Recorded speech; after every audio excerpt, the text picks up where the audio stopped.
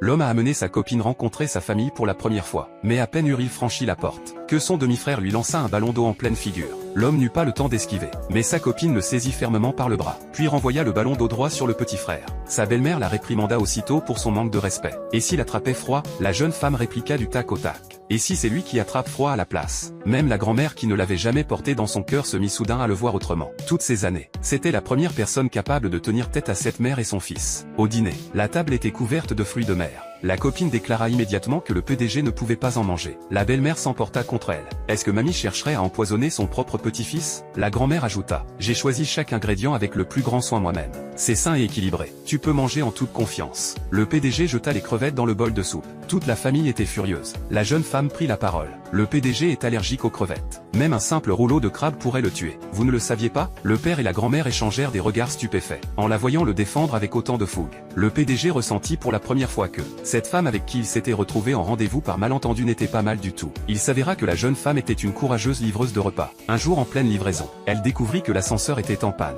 Faute de mieux, elle gravit 20 étages à pied pour livrer la commande. Au moment où elle tendit le repas au client, elle s'effondra au sol d'épuisement. Quand elle se réveilla, elle découvrit que toutes ses livraisons étaient en retard. Par hasard, elle surprit son employeuse au téléphone. Son frère est arrogant et obsédé par la propreté. La plupart des femmes ne le supportent pas. Elle doit remplacer ses femmes de ménage plusieurs fois par mois. Même avec un salaire de 50 000 par mois, personne ne veut de ce poste. Les yeux de la fille s'écarquillèrent. 50 000 par mois, c'était bien plus que ce qu'elle gagnait en cumulant 3 emplois. Elle s'avança aussitôt et dit qu'elle était prête à le faire. Elle prenait le poste à 50 000 €. La femme regarda ses vêtements usés, mais reconnut qu'elle était jolie. Elle avait déjà présenté tant de femmes à son frère, mais aucune ne lui avait jamais plu. Peut-être que ce genre de fille lui plairait enfin. C'est ainsi que la jeune femme fut envoyée au rendez-vous arrangé. Une par une, les femmes se présentèrent et montrèrent leurs atouts, mais le PDG n'en apprécia aucune. Elles furent toutes renvoyées. À la fin, seule la jeune femme était encore debout. La fille sortit son CV et affirma avec assurance qu'elle avait plus d'expérience que toutes les autres candidates. Mais le PDG la détailla de haut en bas, et elle n'avait pas du tout l'air expérimentée. La fille lui montra fièrement son certificat d'entretien ménager. Le PDG était perplexe. Il existe vraiment un diplôme pour ce genre de travail? À ce moment-là, sa belle-mère apprit qu'il était en train de choisir une femme et vint se moquer de lui.